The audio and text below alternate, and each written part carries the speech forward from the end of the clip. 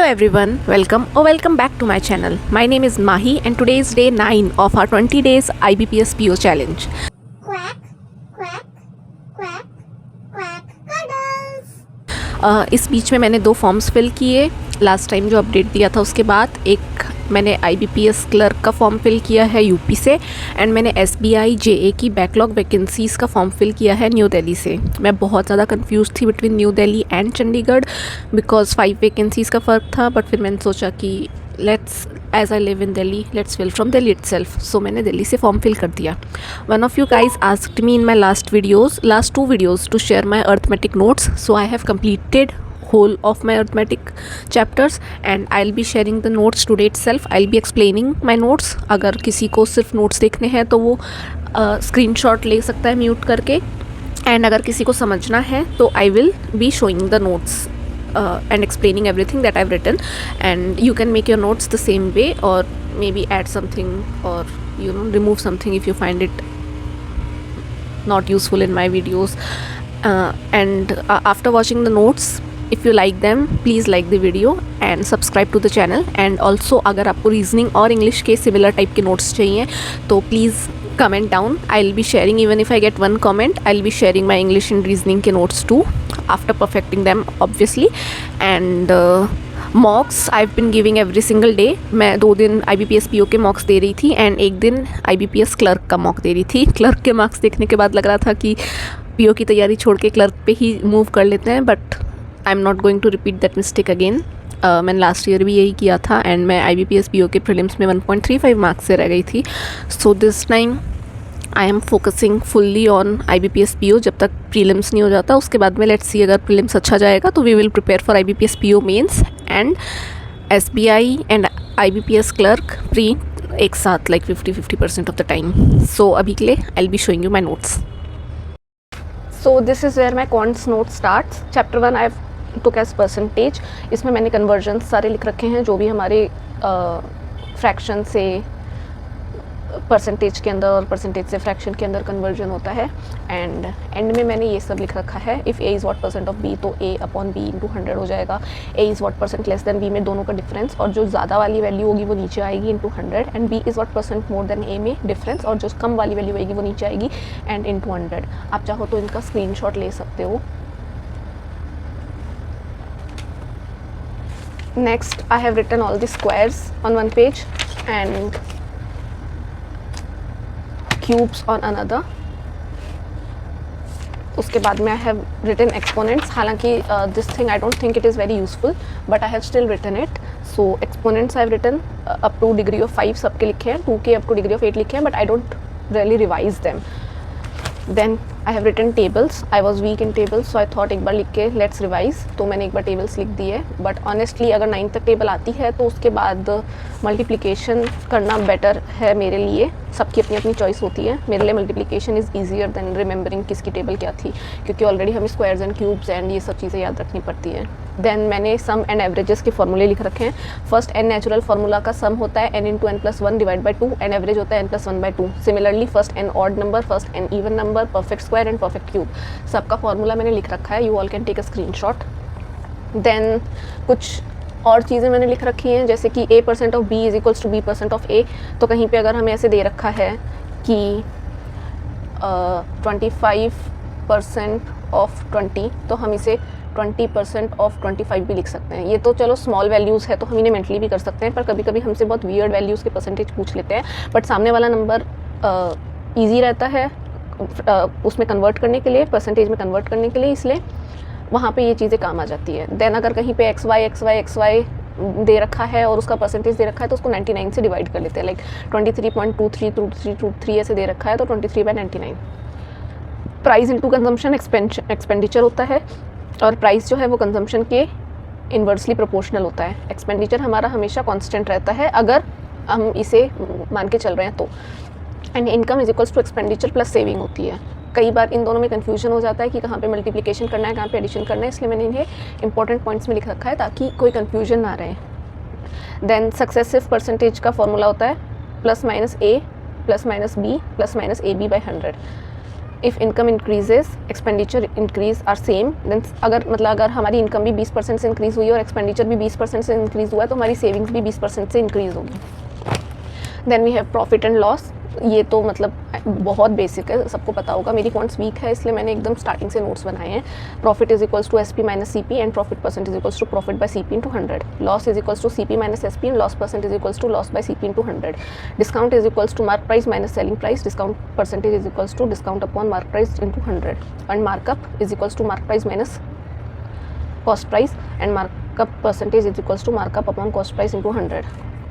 एक ये शॉर्टकट है, अगर CP और MP का रेशियो दे रखा है तो 100 माइनस डिस्काउंट परसेंटेज और 100 प्लस प्रॉफिट परसेंटेज, इस रेशियो में ही इन दोनों का रेशियो होगा। हमें अधिकतर इनमें से कोई 3 चीज़ें दे दी जाती है और एक पूछी जाती है।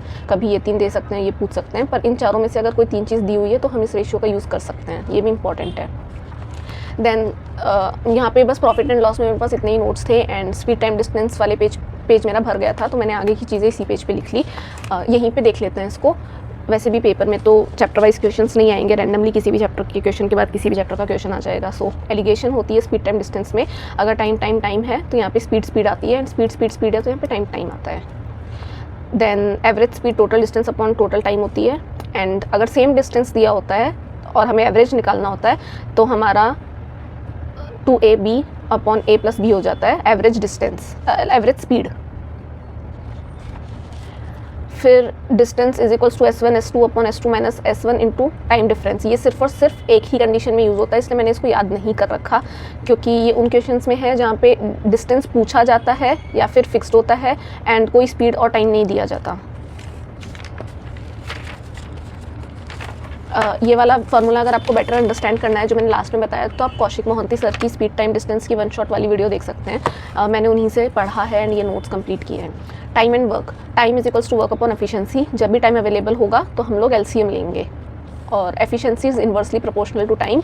इन दैट केस अगर वर्क कांस्टेंट है तो ही। फिर number of man into number of days into number of hours is equals to, मतलब ये अपना टोटल वर्क हो जाता है। तो अगर हमें कहीं पे इक्वेट करना है तो हम दोनों टोटल वर्क को इक्वेट कर सकते हैं। कभी कभी हमसे ये पूछा जाता है कि इतने आदमी इतने दिन में इतने घंटे काम करके इतना काम करते हैं तो इतने आदमी इतने दिन में कितने घंटे काम करेंगे तो ये काम हो जाएगा। तो ये हमारा टोटल वर्क हो जाता है, तो हमें बस दोनों तरफ के टोटल वर्क को इक्वेट करना होता है। अगर हमें ये दिया होता है कि A plus B T days के अंदर काम कंप्लीट करते हैं, A X plus T days में काम कंप्लीट करता है and B Y plus T days में काम कंप्लीट करता है, तो हमारी T की वैल्यू है वो √XY होती है। इस फॉर्मूले को भी अगर आपको डीपली बेटर समझना है तो आप कौशिक मोहंती सर की वीडियो को रेफ़र कर सकते हैं, उन्होंने इसको डिराइव करके प्रॉपर दिखाया है। देन ये है स्क्वायर किसी भी 2 डिजिट नंबर का कैसे निकालते हैं। सबसे पहले हम यूनिट प्लेस चेक करते हैं। अगर यूनिट प्लेस 1 है तो वो 1 का स्क्वायर हो सकता है या फिर 9 का स्क्वायर हो सकता है, लाइक लास्ट डिजिट 1 या 9 होगी जो भी हमारा नंबर होगा उसकी। सिमिलरली 2, 3, 7, 8 से कोई परफेक्ट स्क्वायर एंड नहीं होता तो 2, 3, 7, 8 को हम वैसे ही डिस्कार्ड कर देंगे। देन 4 के लिए या तो 2 का स्क्वायर होगा या तो 8 का, 5 के लिए 5 का, 6 के लिए 6 का स्क्वायर होगा या फिर 4 का स्क्वायर होगा। देन 9 अगर एंडिंग वाली डिजिट होगी तो 7 का स्क्वायर होगा या 3 का स्क्वायर होगा एंड 0 होगा तो 0 का स्क्वायर होगा। अभी हम देखते हैं कि हम ये कैसे सॉल्व करते हैं। लाइक हमें 1024 दिया हुआ है तो 1024 में हमने सबसे पहले लास्ट की 2 डिजिट ली और देखा कि ये 4 से एंड हो रहा है, तो या तो ये 2 का स्क्वायर होगा या 8 का स्क्वायर होगा। जैसा हमने देखा था कि 4 मतलब 2 का स्क्वायर भी 4 होता है और 8 का स्क्वायर भी 64 होता है जिसके लास्ट में 4 आता है, तो 4, 2 या 8 हो सकता है। अब 10 दिया है, 10 किसके और किसके स्क्वायर के बीच में आता है, तो 10 आता है 3 के स्क्वायर जो कि 9 है एंड 4 का स्क्वायर जो कि 16 है, उनके बीच में। तो हम छोटा वाला नंबर लेते हैं, तो हमने 3 ले लिया। इस केस में हम हमेशा छोटा वाला नंबर लेंगे एंड इसमें 2 होगा कि 8 होगा ये पता लगाने के लिए हम 3 इंटू 4 करेंगे, तो 3 इंटू 4 12 होता है और 12 से 10 छोटा है तो हम लोग छोटा वाला नंबर लेंगे जो कि 2 है। ऐसे ही हम एक बड़ा वाला भी लेके देख लेते हैं ताकि आप लोगों को कोई डाउट ना हो। 04 है, अगेन 2 और 8 होगा। फिर 96 है, 96 9 के स्क्वायर और 10 के स्क्वायर के बीच में आता है, 9 का स्क्वायर 81 है, 10 का स्क्वायर 100 है, तो हमने छोटा वाला नंबर ले लिया 9। अब हमें 9 और 10 को मल्टीप्लाई करना है, 9 और 10 को मल्टीप्लाई करके 90 आता है। हमारा जो नंबर है 96 वो 90 से बड़ा है, इसलिए हम लोग बड़ा वाला नंबर लेंगे, तो इस केस में हम लोग 98 लेंगे, 92 नहीं। सिमिलरली ये 3 क्वेश्चन और मैंने कर रखे हैं, आप एक बार खुद से सॉल्व करना, फिर मेरे सोल्यूशन को देखना। अगर आपको फिर भी डाउट रहता है तो आप कमेंट डाउन कर देना, मैं अनदर वीडियो में इसको और डिटेल में समझा दूँगी। देन सेम हमारी ट्रिक होती है क्यूब रूट की, उसमें यूनिट्स जो होती है वो हमारी 1 की 1 होती है, 4 की 4 होती है, 5 की 5 होती है, 6 की 6 होती है, 9 की 9 होती है, 0 की 0 होती है। सिर्फ 4 डिजिट्स है जिनकी सिमिलर जो वो डिजिट हैं उन वो वैल्यू नहीं होती। 2 की 8 होती है, 8 की 2 होती है। 3 की 7 होती है, 7 की 3 होती है, ठीक है। तो इसमें हम लोग 3 डिजिट्स लेते हैं लास्ट के। जब हमें स्क्वायर निकालना था तो हम 2 डिजिट्स लेते थे, अब हमें क्यूब निकालना है तो हम 3 डिजिट्स लेंगे। तो 6 की 6 होती है, जैसे हमने ऊपर देखा था, तो 6 हमने यहाँ पे लिख दिया। अभी 4 जो है वो 1 के क्यूब और 2 के क्यूब के बीच में आता है, तो हम लोग छोटा वाला नंबर ले लेंगे 1, इसमें कोई डाउट ही नहीं है। अब कहीं पे अगर 1 आता है तो हम लोग 0 नहीं लेंगे, क्योंकि वो 0 के क्यूब और 1 के क्यूब में आता है, बट 0 कंसिडर नहीं होगा, तो वो 1 ही रहेगा। अभी हम कोई ऐसा नंबर देखते हैं जिसमें 2 और 8 या फिर 3 और 7 दिया हो, जैसे ये नंबर है 1728, तो 8 जो है उसका 2 लेंगे हम, 8 का हम 2 लेंगे। तो जब ये 8 से एंड हो रहा है तो हमने 2 लिया, एंड अगेन यहाँ पे 1 है और मैंने बोला हम 0 नहीं लेते। 0 के अलावा कहीं पे भी कोई भी नंबर होगा तो हम छोटा वाला नंबर लेंगे, बट जहाँ पे 0 आ जाएगा वहाँ पे 0 नहीं लिया जाएगा, तो हमने यहाँ पे 1 ले लिया। फिर ये सिंपल इंटरेस्ट है। प्रिंसिपल और सम एक ही चीज़ होती है, जब हम उसको किसी टाइम के लिए किसी रेट ऑफ इंटरेस्ट पे देते हैं तो वो सिंपल इंटरेस्ट हो जाता है। इसका सिंपल सा फॉर्मूला होता है PTR/100। सिंपल इंटरेस्ट जो होता है वो इंटरेस्ट होता है प्रिंसिपल पे। ये कौशिक मोहंती सर ने एक टेबल बना के समझाया था कि 100 रुपीज़ को 1 साल के लिए 20% इंटरेस्ट के लिए देते हैं, तो सिंपल इंटरेस्ट 20 होगा और अमाउंट 120 होगा। फिर नेक्स्ट ईयर अगेन 20 होगा और अमाउंट 140 हो जाएगा, अगेन 20 होगा एंड 60 हो जाएगा। इसमें हर साल इंटरेस्ट भी सेम होता है, लाइक परसेंटेज भी सेम होता है, एंड इंटरेस्ट जो आता है वो भी सेम होता है हर 1 साल, और ये ऐसे ही चलता रहता है। अगर हमें R परसेंटेज में दे रखा है एंड T ईयर्स में दे रखा है तो उनको डायरेक्टली मल्टीप्लाई कर लेंगे तो हमारा सिंपल इंटरेस्ट आ जाएगा। बस हमें P को 100% कंसिडर करना पड़ेगा, तो ये परसेंट से ये परसेंट कट जाएगा एंड हमें सिंपल इंटरेस्ट की वैल्यू पता चल जाएगी। अमाउंट हमारा क्या होता है, प्रिंसिपल प्लस सिंपल इंटरेस्ट। अब हम कंपाउंड इंटरेस्ट देख लेते हैं। कंपाउंड अमाउंट जो होता है वो होता है प्रिंसिपल इंटू 1 + R/100 का स्क्वायर, ठीक है। ये फॉर्मूला है। मैंने ये डिसाइड किया है कि मैं जैसा कि मैंने अपनी फर्स्ट वाली वीडियो में बताया था कि मैं 2 चैप्टर्स छोड़ रही हूँ, एक कंपाउंड इंटरेस्ट और एक profit and loss. Like profit and loss में जिस क्वेश्चन में मार्क प्राइस डिस्काउंट ये सब आ जाता है, प्रीलिम्स के लिए मैं छोड़ रही हूँ। मेंस में मे बी हमें क्वेश्चंस को ज़्यादा टाइम देना होगा तो वो हो जाएगा, बट अभी के लिए मैंने ये चैप्टर छोड़ दिया, तो मैंने इसको बहुत डिटेल में पढ़ा भी नहीं है क्योंकि टाइम बहुत कम था एंड मेरे को इन चीज़ों में टाइम वेस्ट नहीं करना था। Ratio, कंपोनेंटो, dividendo, A + B A - B, अगर XY है तो X + B X - Y A/B होंगे, ये एक रूल होता है। फिर हम एज पे आ जाते हैं। एवरेज जो होता है वो होता है सम डिवाइड बाय n, और सम होता है average into n। Number of person n होते हैं, सम होता है उनकी एज का सम।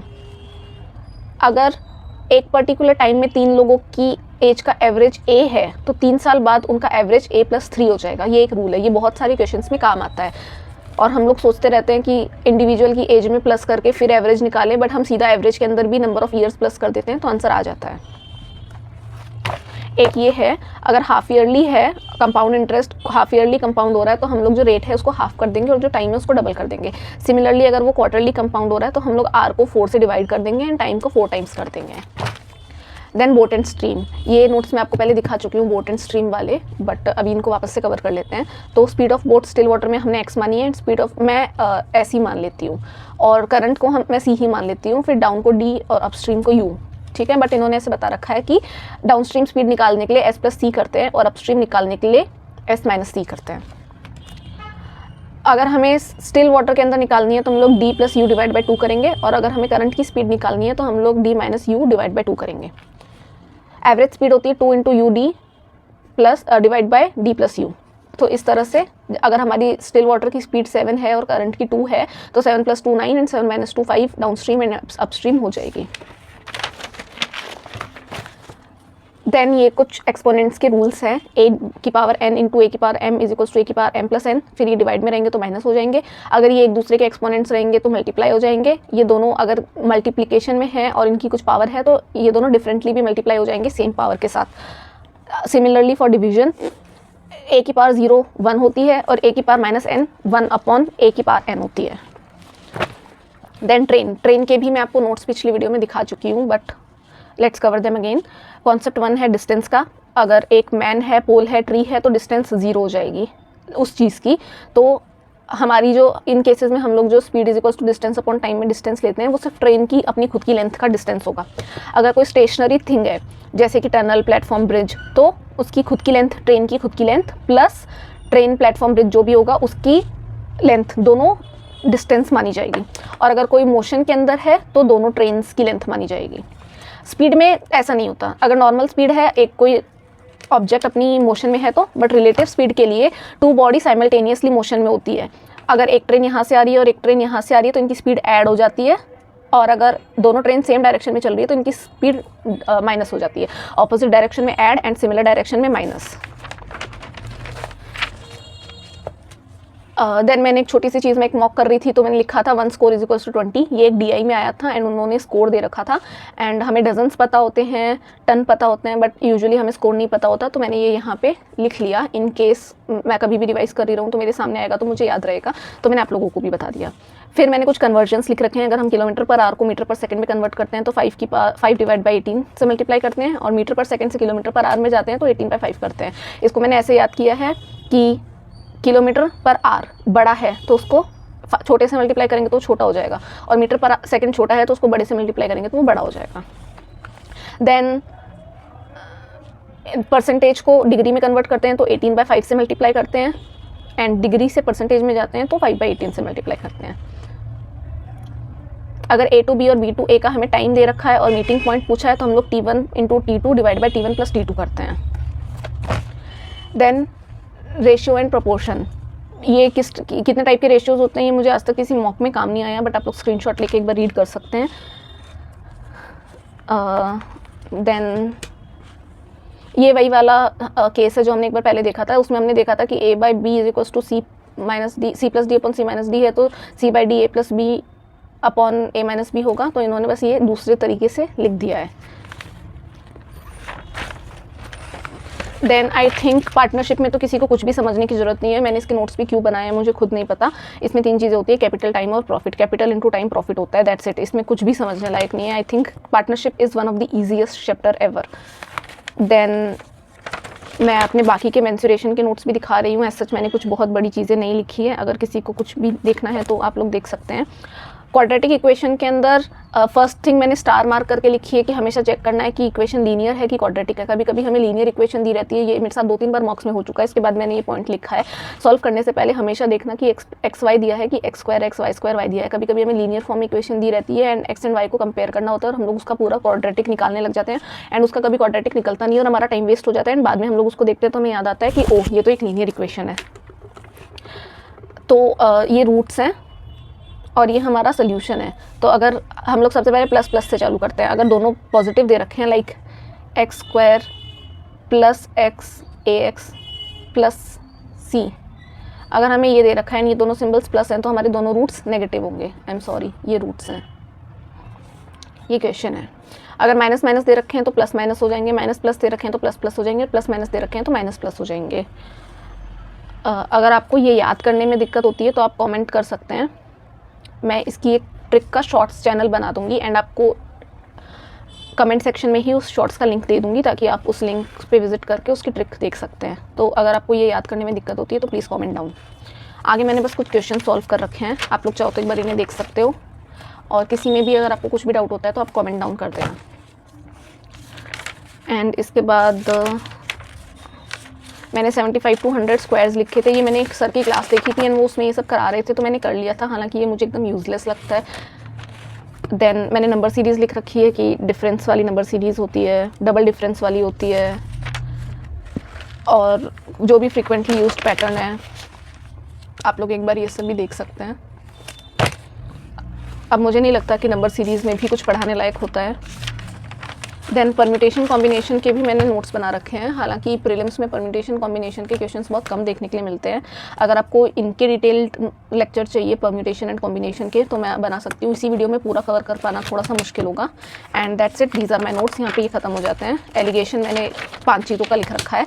एवरेज एवरेज एवरेज रहता है तो क्वांटिटी निकलती है, प्रॉफिट लॉस होता है तो कॉस्ट प्राइस निकलता है, स्पीड होती है तो टाइम निकलता है, टाइम होती है तो स्पीड निकलता है, कॉस्ट प्राइस होती है तो क्वान्टिटी निकलती है एंड परसेंटेज होता है तो भी क्वान्टिटी निकलती है। एंड दैट्स इट, यहाँ पे मेरे नोट्स ख़त्म होते हैं। अगर आपको ये वीडियो पसंद आई तो प्लीज़ इसको लाइक करें, अपने फ्रेंड्स के साथ शेयर करें, चैनल को सब्सक्राइब करें। अगर पूरी वीडियो में कहीं पे भी आपको डाउट आया हो तो आप कमेंट डाउन कर सकते हैं। मैथ से जितना पॉसिबल हो पाएगा मैं उससे रिलेटेड वीडियो बना दूंगी, या फिर अगर कोई छोटी सी चीज़ होगी तो मैं आपको कमेंट में ही उसका रिप्लाई दे दूँगी। क्वाड्रेटिक इक्वेशन वाला अगर आपको शॉर्टकट जानना है तो मैं उसका शॉर्ट्स अपलोड कर दूँगी अगर कोई कमेंट करता है तो। and that's it. That's from my side. All the best to all of you for all your upcoming exams and stay tuned.